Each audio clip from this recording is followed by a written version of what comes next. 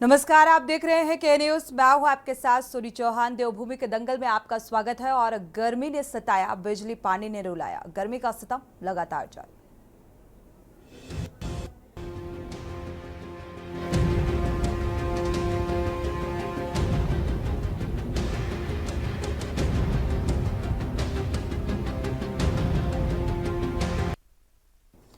राज्य में भीषण गर्मी का प्रकोप हर दिन लगातार बढ़ता जा रहा है। तापमान, भीषण गर्मी में बिजली पानी की भारी कटौती, राहत के लिए बिजली और पानी की भारी डिमांड भी की जा रही है। देश के साथ ही उत्तराखंड राज्य में भीषण गर्मी का प्रकोप जारी है और सबसे ज्यादा बुरा हाल जो है वो राजधानी देहरादून का देखने को मिल रहा है, जहां लगातार बढ़ रहा है तापमान और हर दिन नए रिकॉर्ड बनाता जा रहा है। सोमवार को जून का सबसे गर्म दिन दर्ज किया गया। यहां दिन का जो अधिकतम तापमान है वो 43.1 डिग्री रहा। और इतना ही नहीं, मौसम विभाग ने आगे भी भीषण लू चलने का रेड अलर्ट जारी किया है। गर्मी के इस सीजन में देहरादून में तीसरी बार तापमान 43 डिग्री के पार पहुंचा और ऐसा 29 साल में पहली बार हो रहा है। दून का पारा इतना ज्यादा दर्ज किया जा रहा है कि इस भीषण गर्मी के बीच राज्य में बिजली और पानी की भारी कटौती भी देखने को मिल रही है। दरअसल इस भीषण गर्मी से राहत के लिए बिजली और पानी की भारी डिमांड बढ़ गई है, क्योंकि भीषण गर्मी है और इस मांग को पूरा कर पाना जल संस्थान, ऊर्जा निगम के लिए बेहद चुनौतीपूर्ण साबित हो रहा है। और इस बीच प्रदेश भर के जंगलों में भीषण आग की घटनाओं ने भी सरकार की चिंता को बढ़ा दिया है। यही वजह है कि मुख्यमंत्री पुष्कर सिंह धामी ने शासन के उच्च अधिकारियों से तत्काल बैठक बुलाई। बैठक में वनाग्नि से निपटने, बिजली पानी के संकट को दूर करने पर चर्चा की गई। और मुख्यमंत्री धामी ने कहा कि ग्लोबल वार्मिंग से पर्वतीय जो प्रदेश हैं उत्तराखंड में पर्यावरण प्रभावित हो रहा है। मुख्यमंत्री ने कहा कि सूखते जल स्रोतों को बचाने के लिए सरकार प्रदेश में जल संरक्षण बोर्ड बनाने की तैयारी कर रहा है। विपक्ष का कहना है कि समय रहते सरकार ने कोई ठोस कदम नहीं उठाए, उचित व्यवस्था नहीं की और इसीलिए आज ये संकट उत्तराखंड वासियों को झेलना पड़ रहा है। सवाल यही है कि आखिर क्यों सरकार ने समय रहते स्थिति से निपटने के कोई खास इंतजाम नहीं बनाए, योजना तैयार नहीं की। सवाल यह भी महत्वपूर्ण है कि जल संरक्षण बोर्ड बनाने से सूखते जल स्रोतों को बचाया जा सकता है। आज इस मुद्दे को लेकर विस्तार से चर्चा करेंगे। पहले आपको रिपोर्ट दिखाते हैं।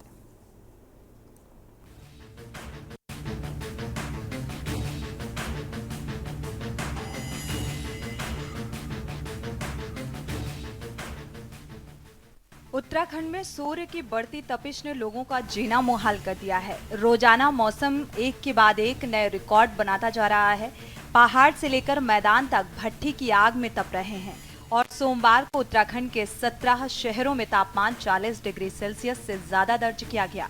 इनमें मैदानी क्षेत्रों के साथ ही पहाड़ी क्षेत्र श्रीनगर, देवप्रयाग, रुद्रप्रयाग भी शामिल हैं। वहीं हरिद्वार में पहली बार नगर में सोमवार को अधिकतम तापमान 46 डिग्री सेल्सियस दर्ज किया गया। मौसम विभाग ने आगे भी भीषण लू का रेड अलर्ट जारी किया है। देखिए 19 तारीख को तो जो है उत्तराखंड के जो पर्वतीय क्षेत्र है वहां पर जो जनपद है, पर्वतीय जनपद है, वहां पर भी कुछ स्थानों पे, जबकि जो मैदानी क्षेत्र है वहां पर भी कहीं कहीं मिलने की संभावना, तो कह सकते हैं कि जो है डिस्ट्रीब्यूशन स्कैटर्ड प्लेसेस में जो है मिल सकता है 19-20 तारीख को लाइट और मॉडरेट रेनफॉल का। तो इसमें देखेंगे इस दौरान जो खास करके 19-20 में देखेंगे कि जो है तीव्र बौछार मिलने की भी संभावना है, जिसमें जो थंडरस्टॉर्म के साथ, लाइटनिंग के साथ जो इंटेंस रेन स्पेल भी कहीं कहीं मिल सकते हैं। बड़ी राहत मिली, 2-3 घंटे बहुत ज़्यादा गर्मी है यहाँ पे। यहाँ आके हमें काफ़ी अच्छा लगा। को लेके आए, काफ़ी अच्छा वाटर पार्क बनाया हुआ है इन्होंने, काफ़ी अच्छी। उनके सिर में सर इतनी बुरी हालत हो रखी है पानी की कि जरूरत से ज़्यादा जैसे कभी नहीं हुआ है। टैंकरों से सप्लाई हो रही है और वो भी कहीं जहाँ तय करने पड़े वहाँ लोग तरस करेंगे। वो योजनाएं जो है कागजों में बनती हैं, कागजों में धराशायी हो जाती हैं, उनका कोई सुनाई नहीं होता। कागजों में सारे काम हो जाते हैं लेकिन ऑन ग्राउंड में कुछ नहीं होता है सर। तो अभी हालात क्या क्या हैं यमकेश्वर में? हालात में पानी के लिए तो लोग तरस रहे सर, जानवर भी मर रहे प्यास से। क्या करें, जहाँ टैंकरों की सप्लाई हो रही है, जहाँ टैंकर नहीं वहाँ से दूर दूर तक औरतें नाले से पानी ला रहे हैं वो भी नाले भी सूख गए। आपको बता दें कि भीषण गर्मी के बीच राज्य में बिजली पानी की भारी कटौती भी देखने को मिल रही है। दरअसल इस भीषण गर्मी से राहत के लिए बिजली और पानी की भारी डिमांड बढ़ गई है और इस मांग को पूरा कर पानी जल संस्थान और ऊर्जा निगम के लिए बेहद चुनौतीपूर्ण हो रहा है। और इस बीच प्रदेश भर के जंगलों में भीषण आग की घटनाओं ने भी सरकार की चिंता बढ़ा दी है। यही वजह है कि मुख्यमंत्री पुष्कर सिंह धामी ने शासन के उच्च अधिकारियों की तत्काल बैठक बुलाई है। बैठक में वनाग्नि से निपटने और बिजली पानी के संकट को दूर करने पर चर्चा की गई। वहीं मुख्यमंत्री पुष्कर सिंह धामी ने कहा है कि ग्लोबल वार्मिंग से पर्वतीय प्रदेश और उत्तराखंड में पर्यावरण प्रभावित हो रहा है और मुख्यमंत्री ने यह भी कहा कि सूखते जल स्रोत बचाने के लिए सरकार प्रदेश में जल संरक्षण बोर्ड बनाने की तैयारी कर रहा है। विपक्ष का कहना है कि समय रहते सरकार की ओर से कोई उचित कदम नहीं उठाए गए, जिसकी वजह से पूरे प्रदेश भर में बिजली पानी के संकट के साथ वनाग्नि की घटनाएं बढ़ रही हैं।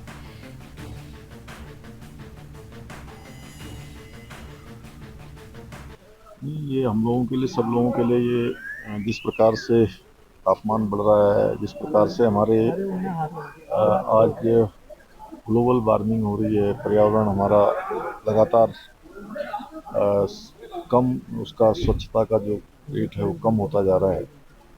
हमारे धारे, नौले, स्रोत, गाड़, गधेरे लगातार सूख रहे हैं। तो उसके लिए हमने राज्य सरकार की तरफ से वाटर रिजुनेशन बोर्ड ऐसा बनाने का भी काम शुरू किया है।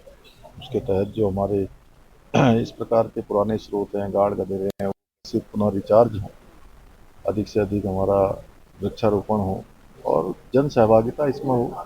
जल संरक्षण और जल संचय को लेकर अभी हमने राज्य के अंदर इसकी शुरुआत की है और एक सप्ताह जल संरक्षण और जल संचय का देहरादून में जल उत्सव के रूप में मनाया था।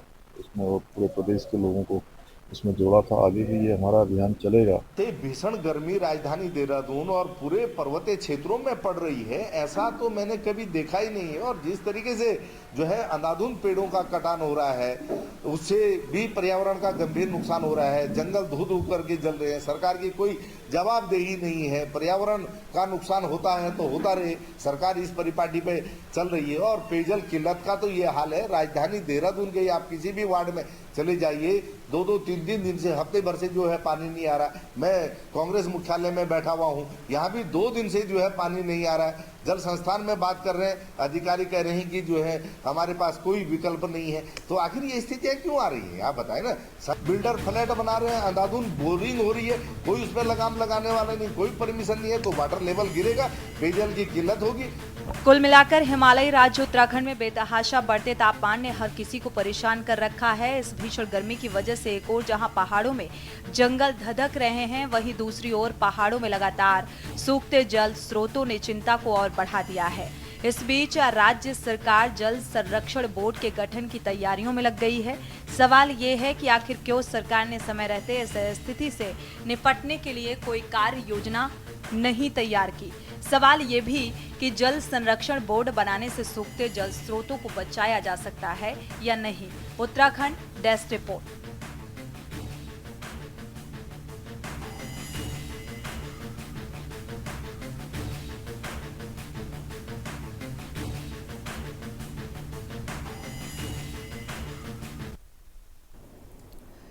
तो देवभूमि के दंगल में आज सबसे बड़ा मुद्दा यही है कि एक तरफ ग्लोबल वार्मिंग के चलते जिस तरीके से यह स्थितियां बनती हुई नजर आ रही हैं, भीषण गर्मी के चलते देखा जाए बिजली और पानी की किल्लत इस समस्या को और ज़्यादा बढ़ाए जाने का काम कर रही है। यानी कि जो इंसानी जीवन है वो फिलहाल अब बेहाल हो चुका है।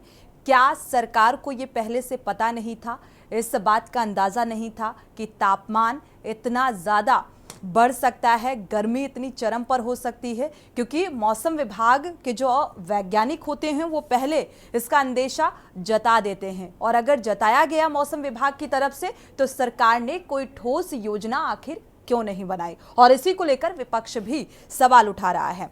विस्तार से चर्चा करते हैं आज इसी मसले को लेकर। हमारे साथ खास मेहमान जुड़ चुके हैं, आपका परिचय करा देते हैं। आरपी रतोड़ी जी हैं, बीजेपी प्रवक्ता, आपका बहुत बहुत स्वागत इस चर्चा में शामिल होने के लिए। संदीप चमोली जी हैं कांग्रेस से, आपका भी बहुत बहुत स्वागत इस चर्चा में शामिल होने के लिए। शांति प्रसाद भट्ट जी हैं यूकेडी प्रवक्ता, आपका भी बहुत बहुत स्वागत इस चर्चा में शामिल होने के लिए। समाज सेवी भी हमारे साथ जुड़े हुए हैं, क्योंकि समाज सेवियों का भी अहम योगदान होता है देखा जाए पर्यावरण को लेकर। उदित घड़ियाल जी हैं, आपका भी बहुत बहुत स्वागत। प्रोफेसर ए के बयानी जी हैं, पर्यावरणविद हमारे साथ, आपका भी बहुत बहुत स्वागत इस चर्चा में शामिल होने के लिए। शुरुआत आज प्रोफेसर ए के बयानी जी से करेंगे, क्योंकि पर्यावरण अब खतरे में नजर आ रहा है। जिस तरीके से ग्लोबल वार्मिंग बढ़ती जा रही है, लोग परेशान हो रहे हैं, देखा जाए तो अब त्राहिमाम की स्थिति मानो आ चुकी है। ऐसी स्थितियां जो हैं वो भी उत्तराखंड जैसे राज्य में। हाँ, निश्चित रूप से ये कह सकते हैं कि इस वर्ष उत्तराखंड और खास करके देहरादून के लोगों को जल और बिजली की समस्या बहुत बड़े लेवल पर फेस करना पड़ रही है। और जहाँ तक जल समस्या का सवाल है, मेरा ऐसा मानना है कि ये कोई ऐसी समस्या नहीं है जिसको हम आसानी से सॉल्व नहीं कर सकते। अगर तात्कालिक स्तर पर अगर आपको सॉल्व करना है, विदिन से 1 वीक या 8 दिन या 4 दिन के अंदर सॉल्व करना है, तो मैं यहाँ पे अपने पैनल के लोगों को बताना चाहूँगा कि देहरादून से 17 किलोमीटर दूर एक जमाने में पीपीसीएल की माइन हुआ करती थी। वो माइन करीब 1.5 किलोमीटर लंबी थी और कई सौ मीटर गहरी नीचे भी थी, करीब 100 मीटर गहरी नीचे थी। उसका जब प्रोडक्शन अनइकोनॉमिकल हो गया तो उस माइन को बंद कर दिया गया। तो मेरे को, और माइन के ठीक ऊपर बांदल नदी बहती थी, तो माइन के अंदर पानी भरा हुआ है। अगर आप उस पानी को निकालें तो कई लाख क्यूबिक किलोमीटर पानी आपको आसानी से मिल सकता है।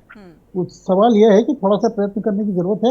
आप तत्कालिक स्तर पर काफी अच्छी मात्रा में काफी अधिक पानी देहरादून के लोगों को उपलब्ध करा सकते हैं।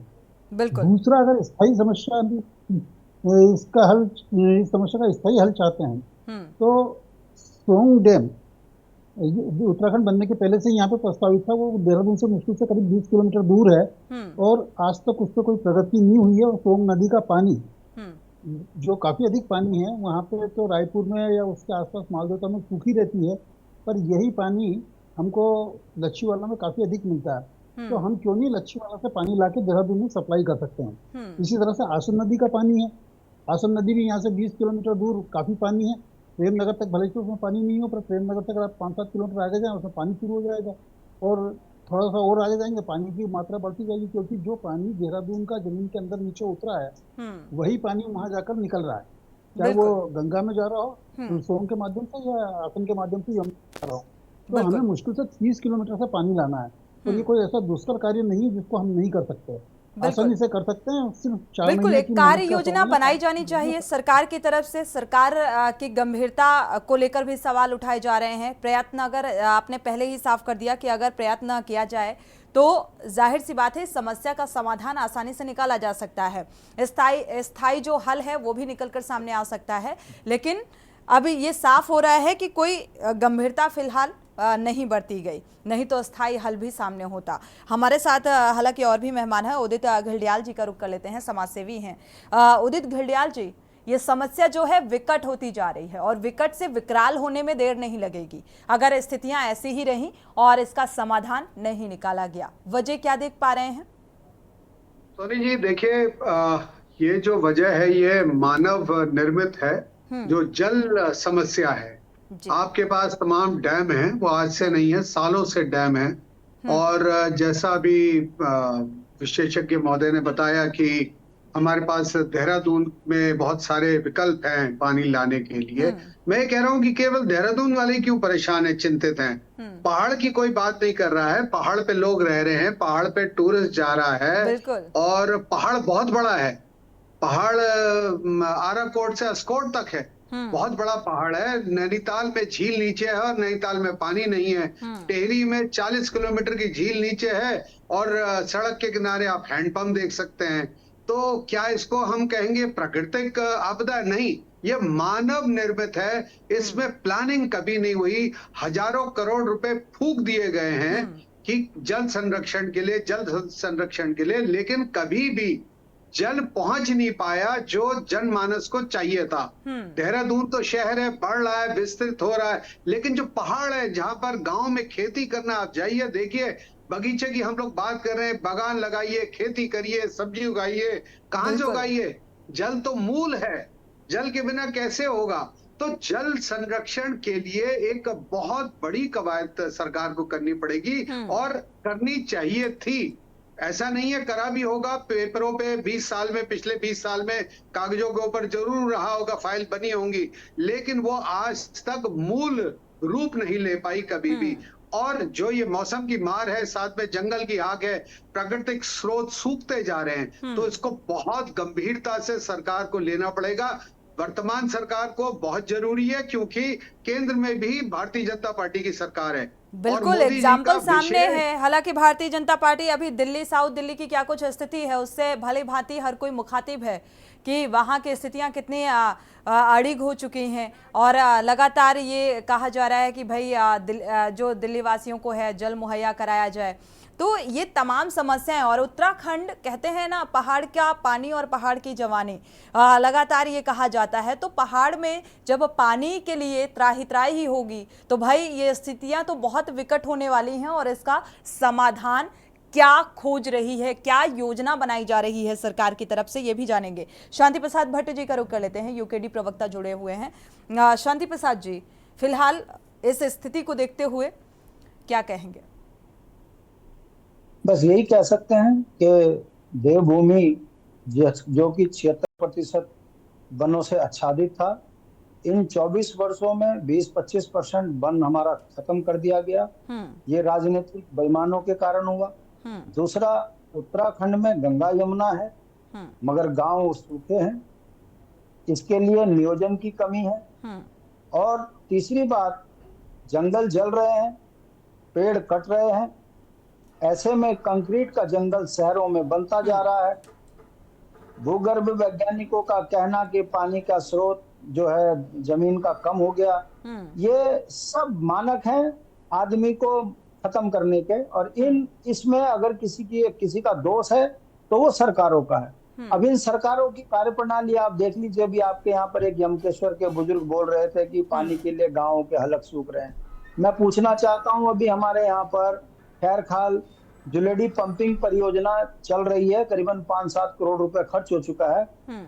यशी जी, मैं आपको बताऊं, सोनी जी आपको मैं बता दूं, वो योजना जो है गधेरे में लगा दी बैरागढ़ में, और वो बरसात में बह गई। यानी कि 5-7 करोड़ रुपए का नुकसान गलत नियोजन के कारण हो गया। गांव में पानी नहीं है, टैंकरों से गांव में पानी दिया जा रहा है। हालात इतने खराब हैं यमकेश्वर में कि लोगों ने गांव छोड़ दिए पानी की कमी के कारण। अब बताइए इसमें किसको दोष दें? सरकार पैसा भी दे रही है, वन विभाग, जल संस्थान भी है, जल निगम भी है, मगर जब आप पैसों के लालच में गलत जगह चिन्हित कर टैंक बनाओगे, पंपिंग योजना लगाओगे, तो वो बरसात में बह जाएगी। उसके बाद फिर रोओगे कि पानी नहीं आ रहा। कहने का मतलब है, उत्तराखंड एक ऐसा राज्य बन चुका है कि यहाँ पर मानवीय लापरवाही के कारण आज शहरों की स्थिति इतनी दयनीय हो गई। जिस देहरादून में 37 डिग्री से ऊपर कभी तापमान नहीं जाता था, ये कंक्रीट का जंगल बना दिया गया।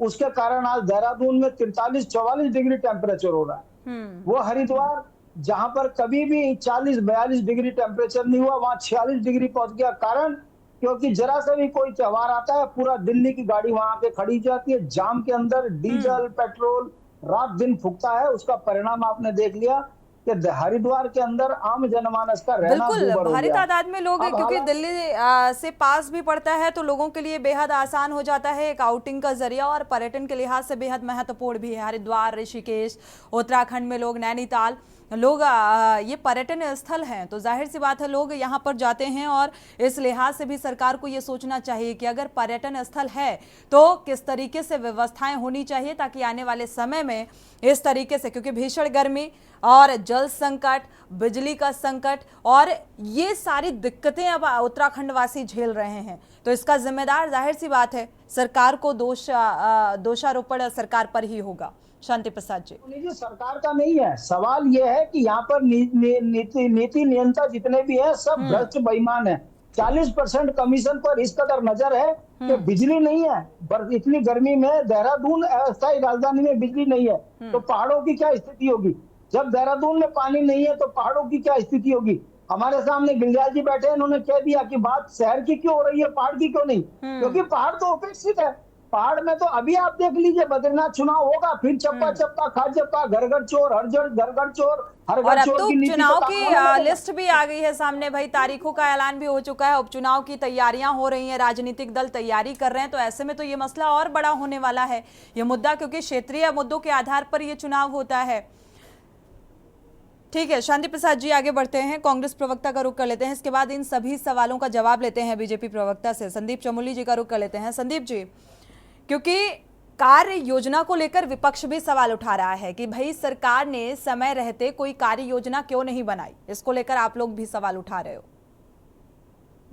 सोनी जी, ये आपको देखना पड़ेगा कि जब भी समस्या सामने खड़ी होती है तब ही पुष्कर सिंह धामी जी का एक बयान आता है और वो कहते हैं कि हम इस समस्या को ये चीज बनाकर हल करने वाले हैं। इनको कोई बताएगा कि जब 25 तारीख के लगभग मानसून किस राज्य में आ सकता है, ये मौसम विभाग द्वारा कहा गया है।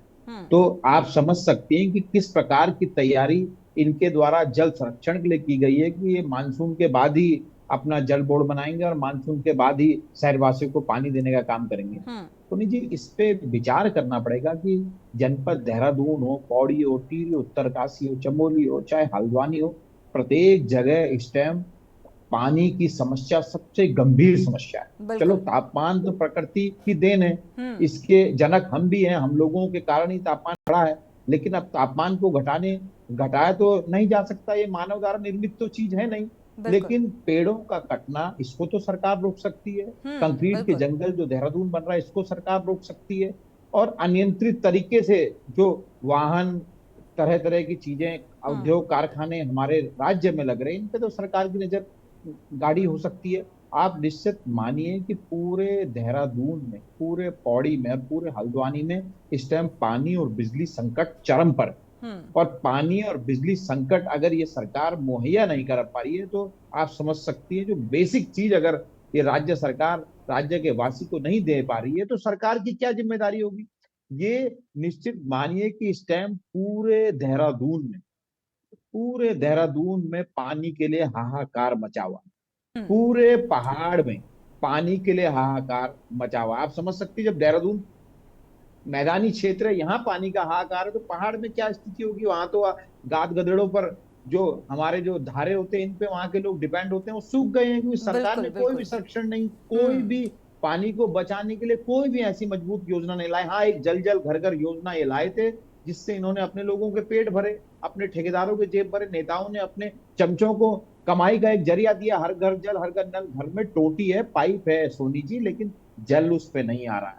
तो सरकार की नाकामी है, मानिए प्रदेश का प्रत्येक व्यक्ति मैदान से लेकर पहाड़ तक। बिल्कुल ठीक है, अगर कोई योजना आम जनमानस को फायदा पहुंचाने के लिहाज से योजना बनाई गई है तो उस योजना का लाभ भी धरातल स्तर तक पहुंचना चाहिए और ये जिम्मेदारी सुनिश्चित करनी होगी सत्ता पक्ष को। हमारे साथ आरपी रतूड़ी जी, बीजेपी प्रवक्ता जुड़े हुए हैं। आरपी रतूड़ी जी, ये महत्वपूर्ण सवाल हैं जो निकलकर सामने आए हैं। शुरुआत हमने पर्यावरणविद से की थी। Professor A.K. बयानी जी ने साफ तौर पर कहा कि भाई प्रयत्न करने की जरूरत है। प्राकृतिक जो आपदा होती है उससे निपटना मुश्किल होता है, लेकिन मानव जनित जो आपदा है, जो क्रिएट की हुई है, या इस तरीके की स्थितियां जो बनती हुई नजर आ रही हैं, तो सरकार इसमें भी पूरी तरीके से नाकाम है। क्या पहले से इस बात का अंदेशा नहीं है सत्ता पक्ष को कि क्या कुछ स्थितियां आने वाले समय में होने वाली हैं? सोनी जी, ये निश्चित सभी की चिंता, मेरे पैनलिस्ट हैं और सबने अपनी चिंता जाहिर की, जो कि मेरी भी है। पर ऐसा नहीं कि सरकार कोशिश नहीं कर रही, बेहतर व्यवस्था नहीं कर रही है। शायद हम सौभाग्यशाली हैं उत्तराखंड के लोग कि यहाँ पर बिजली कितनी देर की कटौती होती है, जरा बताएं। उत्तर प्रदेश में या अन्य प्रदेशों में कितनी देर की कटौती होती है? आजकल का तो हाल मत पूछिए, आजकल का हाल मत पूछिए आरपी रतूड़ी जी। इतनी भीषण गर्मी है, बिजली कटौती इतनी ज्यादा हो रही है कि लोगों की नींद हराम हो गई है। मौतों का आंकड़ा लगातार बढ़ता जा रहा है, वो भी उत्तराखंड का जब हाल ये है तो आप अदर किसी स्टेट का तो जिक्र ही मत करिए। नहीं सोनी जी, मैं भी इसी स्टेट में रहता हूँ जी। और कितनी कटौती है यहाँ की और कितनी कटौती है पूरे भारत में अन्य प्रदेशों की। हमारे यहाँ आज भी अगर 24 घंटे में तो ज्यादा से ज्यादा 2 से 2.5 घंटे की कटौती, वो भी अगर लाइन में फॉल्ट है। विधिवत यहाँ पर रेगुलर कटौती कोई नहीं है। ये पहला प्रदेश है जहाँ पर रेगुलर कटौती नहीं है कि 4 घंटे कटौती रहेगी। निश्चित तौर पर मैं कह रहा हूँ कि सरकार प्रयास कर रही है।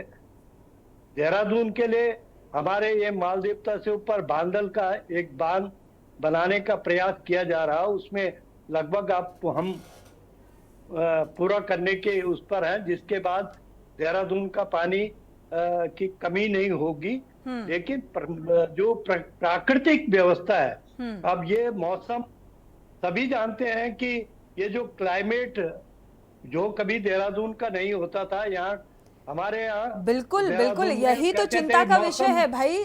सरकार इस बात को क्यों नहीं भाप पा रही है? अलग अलग जो संस्थान हैं उनकी भी जिम्मेदारी है, लेकिन अगर क्लाइमेट चेंजेस इतनी तेजी के साथ हुआ, उत्तराखंड का जो तापमान है वो 46 डिग्री सेल्सियस, तो जाहिर सी बात है इसको लेकर अब सरकार की योजना क्या होगी? क्या प्रॉपर डैम का इस्तेमाल किया जा रहा है? साथ ही देखा जाए नियोजन की कमी भी एक जो यहाँ पर निकल कर आया बिंदु।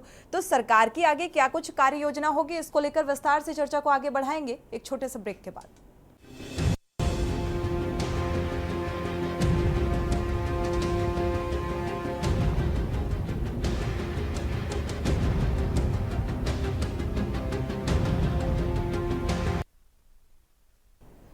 तो गर्मी का कहर और बिजली और पानी की किल्लत, ये बात अलग है कि भाई सत्ता पक्ष का ये मानना है कि 2 से 2.5 घंटे की कटौती होती है, इससे ज़्यादा की कटौती नहीं होती।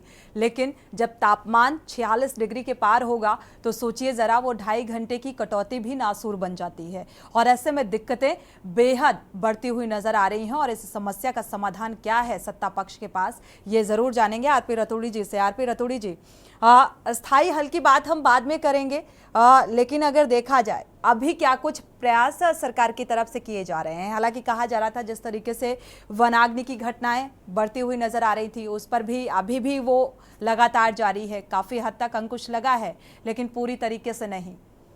तो इतना समय अगर किसी समस्या के समाधान में लगेगा तो जाहिर सी बात है इसके बाद तो गर्मी है और मानसून भी आने वाला है, तो मानसून के बाद कोई खास जरूरत रह नहीं जाती है। सोनी जी, मैं ये कह रहा था कि हमारे उत्तराखंड का ये स्वभाव था कि अगर थोड़ी सी गर्मी होती थी हम उसको लोकल बारिश कहते थे। अब ये वातावरण में ऐसा परिवर्तन आया कि इस बार मुझे तो देहरादून में जो लोकल बारिश मई जून में होती थी वो इस बार बिल्कुल नहीं हुई। और जहां तक वनों का है, ये मेरे मित्र कोई कह रहा था कि 25% घट गए हैं। हम इन 24 सालों में 8% फॉरेस्ट हमारे उत्तराखंड का बढ़ा है। ये आंकड़े अगर गलत न कहें तो, क्योंकि चैनल पर हम बैठे हैं, चैनल उत्तराखंड में 8% फॉरेस्ट बढ़ा है इन 24 सालों में। तो ऐसा नहीं है आग लगने का, क्योंकि मैं इसी प्रदेश में बड़ा हुआ हूं, मैंने देखा पहले गांव के सहयोग से आग पहले भी लगती थी। मानते हैं कि 1% बढ़ा है लेकिन घटनाएं भी बढ़ी हैं। कह रहा हूँ आज सोशल मीडिया का जमाना इतना बढ़ गया कि हल्की सी भी कोई बात कहीं होती तो वो खुल जाती थी। आग हमारे यहाँ पहले भी लगाते थे, लेकिन गांव के सहयोग से वो पिरूल को इकट्ठा करते थे, पत्तों को इकट्ठा करते थे, तभी नए पेड़ पैदा होते थे। लेकिन अब क्योंकि गांव की सहभागिता कम होने के कारण अब इसमें थोड़ी सी बढ़ोतरी आई है और सोशल मीडिया उसको दिखाने में कामयाब है। सरकार सजग है। सरकार ने आग बुझाने के लिए एयरफोर्स का भी, फौज का भी, तमाम साधनों का प्रयोग किया और उस पर काबू भी पाया। और आज भी हम कह रहे हैं कि ऐसा नहीं है कि त्राइमाम जो दिल्ली में पानी की त्राइमाम है, आम आदमी पार्टी की सरकार है तो पानी बिजली फ्री देने वाली, लेकिन उत्तराखंड में त्राइमाम नहीं है। आज भी हम स्थितियां बनने में ज्यादा वक्त नहीं लगेगा अगर अभी भी सरकार ने कुछ उचित और ठोस कदम नहीं उठाए, अगर प्रयास नहीं किए। पर्यावरणविद का रुख करेंगे प्रोफेसर ए के बयानी जी का। प्रोफेसर ए के बयानी जी, क्या लगता है, इस बात से इत्तेफाक रखते हैं जो भारतीय जनता पार्टी के प्रवक्ता कह रहे थे? स्थितियां बनी नहीं, लेकिन स्थितियां बनने में ज्यादा वक्त भी नहीं लगने वाला अगर इस तरीके से काम होगा। नहीं तो परिस्थितियां निर्माण करना पड़ेगी, इसी के बाद आप कह सकते हैं कि किस हिसाब से हम काम कर रहे हैं। बिल्कुल। जब उत्तराखंड नहीं बना था तब एक नारा हुआ करता था कि हमारा प्रदेश जो है ऊर्जा प्रदेश हो सकता है, जल प्रदेश हो सकता है। आज न तो ये ऊर्जा प्रदेश रहा न जल प्रदेश रहा, ये दुर्भाग्य कहना चाहिए। अब सवाल ये कि ऊर्जा प्रदेश होते हुए भी ऊर्जा नहीं है, तो इसके लिए कौन जिम्मेदार है? जहाँ तक एक वेस्टेड इंटरेस्ट यहाँ पे काम करता है जो हर चीज का अपोजिशन करता है इन्वायरमेंट के नाम पे, पर वही वेस्टेड इंटरेस्ट, मैं यहाँ पे बड़ा ओपनली कह रहा हूँ कि जब जंगलों में आग लगती है तब कुछ नहीं बोलता है, या कोई बिल्डर अपने प्लॉटिंग के लिए पहाड़ के पहाड़ पास कर देता तब कोई कुछ नहीं बोलता है। पर सरकार अगर जैसा एक डैम बनाना चाहती है तो उससे तुरंत वहाँ पे एक रिएक्शन खड़ा हो जाता है कि इससे इतना नुकसान होगा, उतना नुकसान होगा। इवन अभी बात चलती है, अगर हम जो नेशनल हाईवे बन रहा है हमारा मोहन से, उसमें हजारों पेड़ कटे और उसके कारण सड़कें चौड़ी हुई और उसमें बड़ा नुकसान पर्यावरण को बता रहे हैं। तो मैं एक क्वेश्चन यहाँ पे करना चाहूंगा, दिल्ली हमको अगर जाने में 7 घंटे लगते थे और अब वो 2 घंटे लगेंगे, तो 7 घंटे में ज्यादा प्रदूषण होगा या 2 घंटे में ज्यादा प्रदूषण होगा? अगर 2 घंटे में आपका प्रदूषण कम हो रहा है और 7 घंटे में ज्यादा हो रहा है तो ये अच्छा है कि हम कुछ पेड़ों की बलि देके हम दूसरी जगह का पर्यावरण सुधार लें। ऐसा मेरा मानना है। अगर हमारा एक जगह पर्यावरण नुकसान हो रहा है तो दूसरी जगह हम उसको कॉम्पनसेट कर सकते हैं। बिल्कुल। परंतु अगर कॉम्पनसेट करने की भावना होगी तभी हम कॉम्पनसेट करेंगे, नहीं तो नहीं कर पाएंगे। तो आज जरूरत है हमारे देश में, बड़ा मतलब देश में भी जरूरत है कि हम भरपूर मात्रा में बिजली उत्पादन करें, और नहीं तो हमें 10 रुपए यूनिट बाहर से बिजली खरीदना पड़ती है, वो कंज्यूमर्स पे उसका बोझ आता है। तो ये स्थिति नहीं आनी चाहिए थी, पर अनफॉर्चुनेटली यहाँ पर है। तो इसलिए पैनल के जो लोग बैठे, मैं उन सबसे कहूँगा कि इससे विचार करके प्रदेश के हित में निर्णय लें। सिर्फ ये कहने से कि पर्यावरण का नुकसान हो रहा है इसलिए हम सारी चीजों को छोड़ दें, वो गलत हो जाएगा। बिल्कुल। हर एक शख्स की अहम भूमिका होनी चाहिए पर्यावरण को सुरक्षित और संरक्षित करने के लिए। उदित घिल्डियाल जी भी समाज सेवी हमारे साथ जुड़े हुए हैं। उदित जी, क्या लगता है समाज सेवियों की, क्योंकि अभी बीजेपी प्रवक्ता इस बात का जिक्र कर रहे थे कि पहले जो ग्रामीण लोग हुआ करते थे तो उनकी सहभागिता जो है वो होती थी, जो कि अब दूरी नजर आती है। सोनी जी देखिए, ये जो बयान है ये इससे मैं यही कहूंगा कि एक तो जंगल विभाग है हमारा, जंगलात है जो फॉरेस्ट डिपार्टमेंट है, उसकी वजह से ये जो ग्रामीण लोग हैं ये अब दूर हो गए, सहभागिता खत्म होती जा रही है, क्योंकि ये खुद नहीं चाहते हैं वहां पर फॉरेस्ट डिपार्टमेंट कि गांव वालों की, ग्रामीणों की सहभागिता हो। ग्रामीण अगर पूर्ण रूप से लगेंगे, वृक्षारोपण होगी, चौड़ी पत्तियों की वृक्ष, आप देखिए ना, एक समय था जब केवल आप अगर फॉरेस्ट की नर्सरियों में जाए पुराने जमाने में तो चीड़ होता था, केवल चीड़ की पौध तैयार करते थे। वो क्यों करते थे? चीड़ की पौध इतनी रफ है, टफ है, वो कहीं लगा दीजिए अपने आप उग जाएगा, बाकियों को देखभाल करनी पड़ती है। लेकिन उत्तराखंड के पहाड़ देखिए, चीड़ यहाँ का नहीं है, मूल रूप से चीड़ बाहर का है, ऑस्ट्रेलिया से है, अन्य जगह से आए, यहाँ का नहीं है। तो चीड़ को तो काट करके उसका फर्नीचर बना करके लोगों को घर बनाने, हमारे यहाँ सीमेंटेड छत के घर बन रहे हैं। क्या मतलब है पहाड़ पे सीमेंटेड छत के घर? भूटान में जाइए आप, अन्य जगह में जाइए आप, देखिए पठाल है, एक सिमेट्री के घर बने हुए हैं, लकड़ी के घर हैं। आप दीजिए ना चीड़ काट करके और इसकी जगह पे नए पेड़ों को लगाइए। जहां तक वर्तमान का सवाल है, अब वो प्रवक्ता साहब ने ये कहा कि बिजली अन्य राज्यों, हमें अन्य राज्यों से कंपेयर नहीं करनी है। 1.25 करोड़ का प्रदेश है और 4 डैम है, बड़े डैम है, 2-2 हजार मेगावाट के हैं, 350 मेगावाट के हैं। तो बिजली तो हमारे यहाँ पूर्ण होनी चाहिए, बल्कि मैं कहता हूँ वर्तमान सरकार को बिजली सस्ती कर देनी चाहिए, क्योंकि आपको हमें जरूरत है। अब आप ये समझिए सोन जी कि ये पहाड़ 50 करोड़ लोगों को हरिद्वार, ऋषिकेश से लेकर के और गंगा सागर तक पानी दे रहा है। मेरा कहना यह है, हम हैंडपंप लगा के अपने लोगों को पानी दे रहे हैं। इसकी कोई कार्य योजना नहीं है। मुझे पूर्ण उम्मीद है, देखिए इस समय मोदी जी का रुख हरदम पहाड़ की तरफ बड़ा ही सॉफ्ट रहा है। बिल्कुल, और केंद्र वो की कुछ ना कुछ सहभागिता नया है। चाहते हैं, वो कुछ ना कुछ नया चाहते हैं। और 5 सीटें मिली हैं बीजेपी को पहाड़ से। अनिल बलूनी जैसे युवा नेता आए हैं जिनसे बहुत अपेक्षाएं हैं। बिल्कुल। और वर्तमान में मुख्यमंत्री भी युवा हैं। इन सबको मिलके एक लॉन्ग टर्म प्लान, देखिए अभी तक नहीं बना, केवल कागजों पे कार्रवाई हुई है, कभी भी फाइल से बाहर योजनाएं नहीं निकली हैं। अगर हमने इसे सुधारना है, जैसा कि हमारे प्रोफेसर साहब कह रहे थे कि बहुत सारी चीजें जंगल काटना पड़ता है, जब जंगल कट रहा है तो उसी जगह हम दूसरी जगह लगा सकते हैं। बिल्कुल। वो प्रेक्षक जो ना जंगल काटने का काम करवा रहा है वो वहां देखे कि कहाँ जंगल लगाए नहीं लगाए, फॉरेस्ट डिपार्टमेंट में प्रेशर डाले।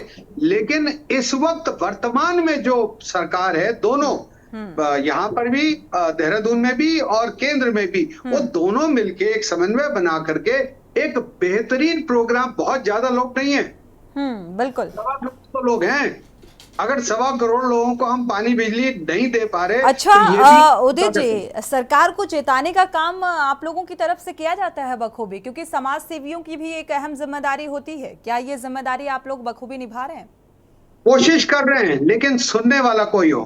कोशिश पूरी होती है, ग्रामीणों के साथ मिलके होती है, धरना प्रदर्शन चलता है, सब चलता है, लेकिन ये बहुत मायने नहीं रखता। मेरा मानना ये है, इसके लिए सरकार को, एक सभी को, जितने बुद्धिजीवी हैं उनको मिलके एक प्रेशर ग्रुप बनाना चाहिए। और सरकार के लिए, भाई आप टेहरी डैम और टेहरी डैम के बगल में हम हैंडपंप से अगर पानी ले रहे हैं, श्रीनगर में हैंडपंप से पानी ले रहे हैं, तो इससे शर्मनाक कुछ नहीं हो सकता, 24 साल बनने के बाद, 20 साल बनने के बाद भी। बिल्कुल, वाकई। शांति प्रसाद जी का रुख कर लेते हैं। शांति प्रसाद जी, क्योंकि अब जिस तरीके से भारतीय जनता पार्टी के प्रवक्ता कह रहे थे कि स्थितियों में सुधार, 8% जो फॉरेस्ट है वो बढ़ा है, लेकिन घटनाएं लगातार बढ़ती जा रही हैं, स्थितियां जो हैं अभी भी पूरे कंट्रोल में नहीं है। तो अब यही सवाल है कि भाई जिम्मेदारी तो सरकार की बनती है, ऊर्जा प्रदेश कहा जाता है, जल प्रदेश कहा जाता है, और इसी के लिए यहाँ की जनता त्राहिमाम कर रही है, यानी कि ये दिक्कतों से दो चार हो रही है। और हर घर नल और जल की जो योजना है, तो क्या हर घर नल पहुंच सका?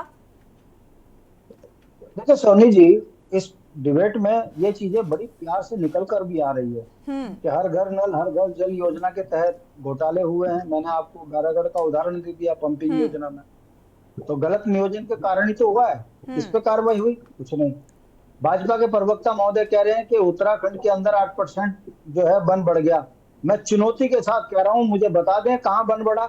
हाँ, उत्तराखंड में जो ग्रामीणों की जमीनें खाली पड़ी थी, उसमें ये भाजपा डीम्ड फॉरेस्ट कहकर उस पर भी कब्जा करने की मानसिकता से कह रही है, और इसलिए कह रही है कि 8% वन बढ़ा है। हरिद्वार, देहरादून, उधम सिंह नगर, हल्द्वानी में मुझे एक जगह बता दीजिए जहां पेड़ बढ़े हों। घटने की मैं आपको सैकड़ों उदाहरण दे दूंगा। जिस राज्य का डीजीपी पेड़ काटने का मुकदमा झेल रहा हो, जेल की उम्मीद में बहुत जल्दी जेल में जाएगा। ऐसे में झूठ बोलकर कुछ भी कर लो। मैं कह रहा हूँ ऊर्जा प्रदेश है ये, बता दीजिए किसी को भी एहसास हुआ है कि उत्तराखंड में ऊर्जा प्रदेश का हमको लाभ मिल रहा? पानी बिजली दोनों कट रही है गर्मी में। तो ये हम तो नहीं कह रहे, ये डिबेट इसीलिए हो रही है क्योंकि उत्तराखंड का पर्यावरण बिगड़ गया, पानी का संकट है। आप डिबेट कर रहे हो और भारतीय जनता पार्टी बड़े ईमानदारी से कह रही है कि पाकिस्तान में देख लो कितना त्राहिमाम है, हम तो ठीक है। अगर जैसे हम बिजली की बात कहते हैं तो दूसरे प्रदेश में देखो, हम तो ठीक है। ये जैसे दूसरे से तुलना करने लगते हैं, इससे पता चलता है कि इनकी अवस्था राजनीति करनी नहीं है, इनको सरकार चलानी नहीं आती। ये दूसरे के घर में झांक झांक के 2 बार सरकार बना गए, मगर अपनी उपलब्धियां बताने की इनके पास कोई राजनीतिक ताकत नहीं है। मैं पूछना चाहता हूं, ये 43 डिग्री टेम्परेचर देहरादून में क्यों हुआ? क्या कारण है कि उत्तराखंड का अपना जो कृत्रिम बारिश होती थी वो क्यों नहीं हो पा रही है? क्या कारण है उत्तराखंड के अंदर हर समय सवाल खड़े सरकारों पे हो रहे हैं, मगर सरकार के ठीक है, सरकार की जिम्मेदारी तो है ही। क्षेत्रीय पार्टी होने के नाते शांति प्रसाद जी, आपने पर्यावरण को सुरक्षित रखने के लिए क्या कुछ प्रयास किए? और हम क्या कहें, हम सरकार तो है नहीं, हम तो यही कह सकते हैं कि भैया ये जो एयरपोर्ट का चौड़ीकरण करने के चक्कर में 17,000 पेड़ मत काटो, हाईकोर्ट को हल्द्वानी में लाने के लिए गौला में 4,000 पेड़ मत काटो। हम यही तो कह सकते हैं। मगर हमारे कहने पे हमारे पे मुकदमा लगा देते हैं। ये तो राजनीतिक रूप में इतने खतरनाक ये तो पार्टी ज्यादती आ है चुकी भाई आरपी रतूड़ी जी। अगर कोई आपसे आपकी खामी बताएगा तो आप इस तरीके से करेंगे, ये तो गलत बात है भाई। नहीं सोनी जी, तो इनसे कितना भाई मुकदमा चलता है? मैं आदरणीय भट्ट साहब से एक प्रश्न करना चाहता हूँ। जी जी बिल्कुल। पेड़ काटने का अभियान उत्तराखंड क्रांति दल ने खुलेआम चलाया था, जो आज अच्छा, कह रहे हैं मतलब 1987 में? नहीं, 1987 में हमने कब चलाया था? पेड़ काटने का अभियान इस उत्तराखंड में चलाया था कि नहीं? हमने कब चलाया था कि जब पहाड़ में जब सड़क नहीं थी, सरकार के विरुद्ध रह करके भी तब हमने अपने पेड़ काटे हैं। आरपी रतूड़ी जी, आरपी रतूड़ी जी, फ्लैशबैक में जाने की जरूरत नहीं है। फ्लैशबैक में आप जाएंगे तो खामेखा मुद्दे से भटक जाएंगे। उत्तराखंड में जो स्थितियां हैं पर्यावरण को लेकर, अभी भीषण गर्मी। आरपी रतूड़ी जी, यूकेडी ने अगर ऐसा किया तो पहाड़ों में रास्ता बनाए जाने का हवाला दे रही है यूकेडी। तो अभी मौजूदा हालात में सुधार कैसे संभव होगा, इसको लेकर आप कुछ बताएंगे? क्या कार्य योजना है सरकार की? भाई डैम का पानी क्या प्रॉपर इस्तेमाल किया जा रहा है?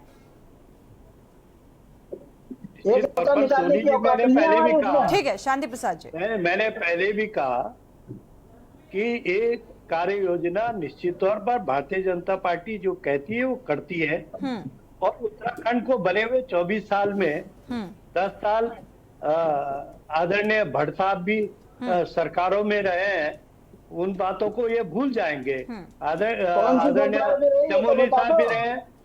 अरे भाई आप रहे हैं कि नहीं? सरकार का हिस्सा रहे, आपने कौन सा सरकार में जा करके आप की कौन सी सरकार बीजेपी में भी रहे, कांग्रेस में भी काम करो हजूर।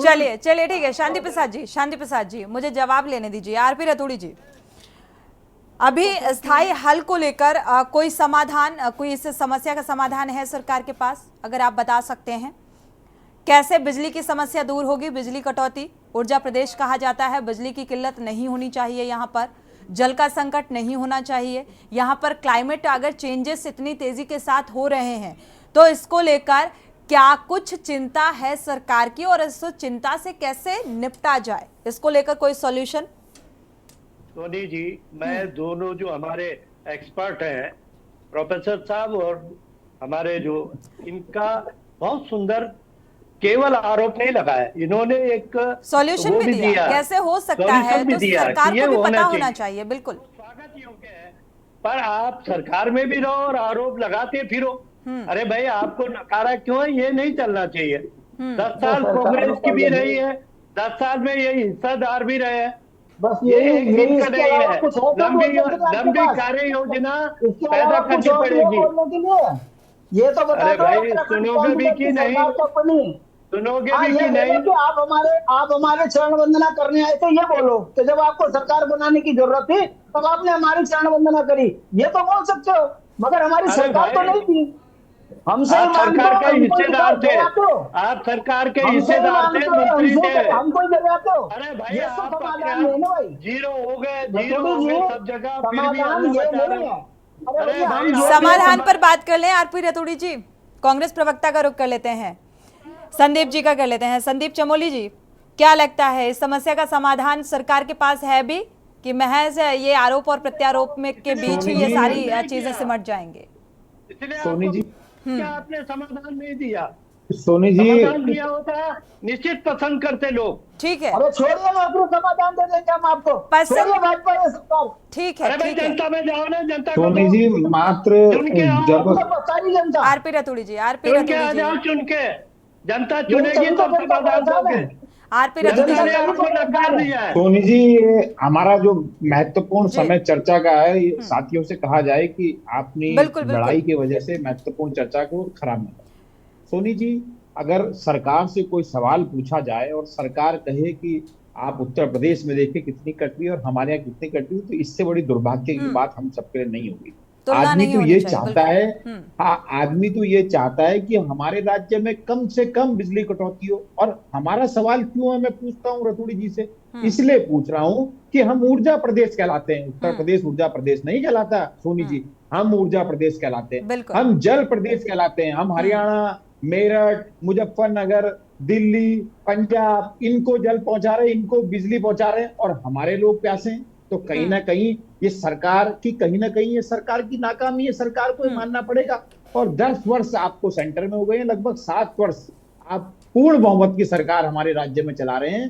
तो आपसे ही पूछा जाएगा कि हमारे राज्य के लोगों को पानी और बिजली क्यों नहीं मिल रही है। और आप पूछे जाने पे अगर ये कहेंगे कि देखिए मेरठ में कितनी बिजली कट रही है, तो सोनी जी कहीं ना कहीं ये एक राजनीतिक सवाल, राजनीतिक जवाब होगा, और ये लोगों को भ्रमित करने वाला जवाब होगा। मुख्यमंत्री अपनी जिम्मेदारियों से निरंतर इस राज्य में भागने का काम कर रहे हैं, क्योंकि जब 25 तारीख के आसपास इस राज्य में मानसून आने वाला है, लगभग अनुमानित है, और आप कह रहे हैं हम जल बोर्ड, संरक्षण बोर्ड बना रहे हैं जो नदी नालों और हमारे गाड गदरे इनको संरक्षित करेगा। तो ये क्या गैर राजनीतिक आपका बयान नहीं है क्या? ये राजनीतिक प्रेरित बयान नहीं है? और जिस राज्य में लगभग सोनी जी 50% जंगल जल चुका है, वहां भाजपा के प्रवक्ता कहते हैं कि 10% वन हमारे राज्य में बढ़ा है।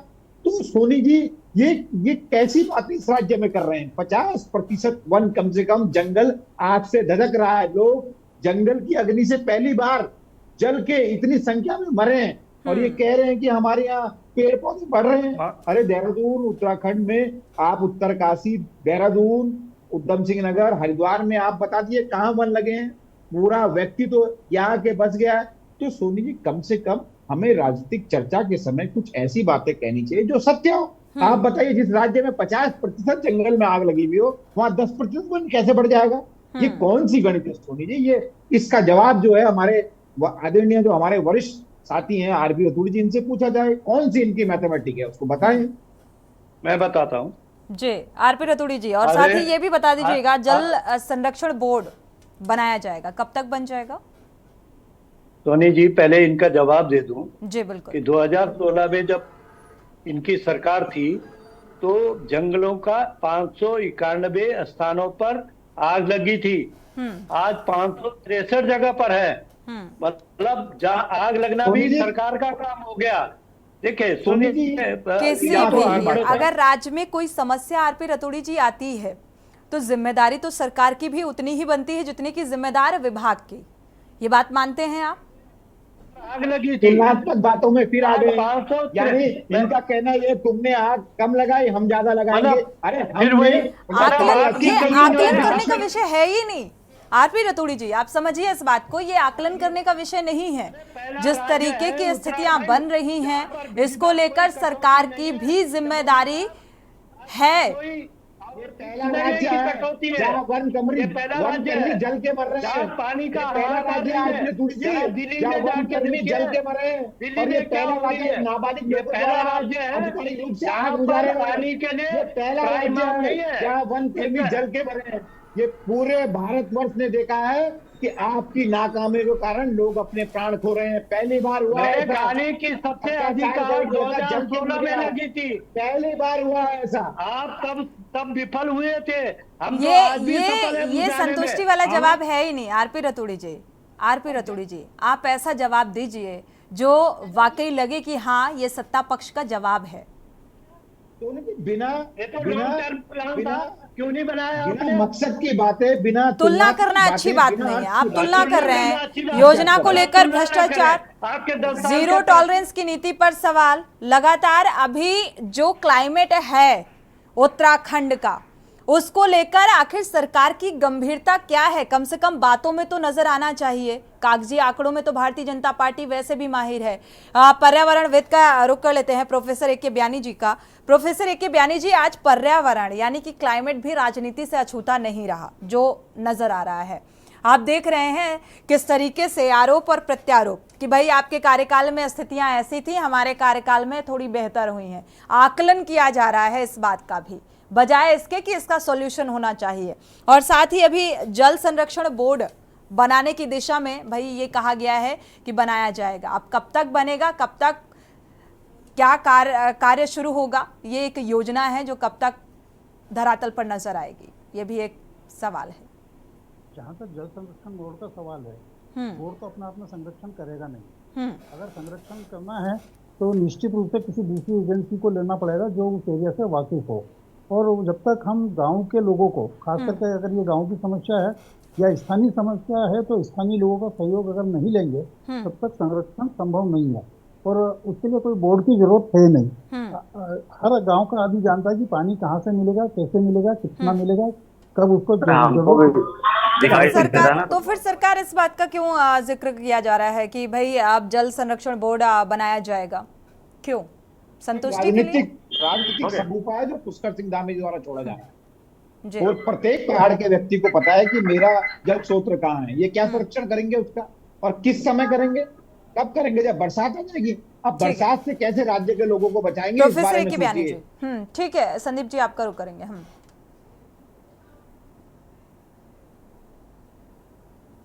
एक ही बयानी जी, आपको आवाज मिल पा रही है? आप अपनी बात को पूरा कर लीजिए। जल स्रोतों को भी लेकर चिंता जाहिर की जा रही है। नहीं कर पाएगा। अब संरक्षण अगर करना है जल का, तो स्थानीय जनता की भागीदारी बहुत जरूरी है। और जब तक स्थानीय जनता को हम नहीं जोड़ेंगे तब तक संरक्षण कोई मान्य नहीं रखता है। जैसे अभी यहाँ पे बताया कि हमने गधेरे पे वो निर्माण करा, वो अगली वर्ष लोकल लोगों का सहयोग नहीं होती, तो हमको स्थानीय स्तर पे इसका हल निकालना पड़ेगा और तभी हम सफल होंगे।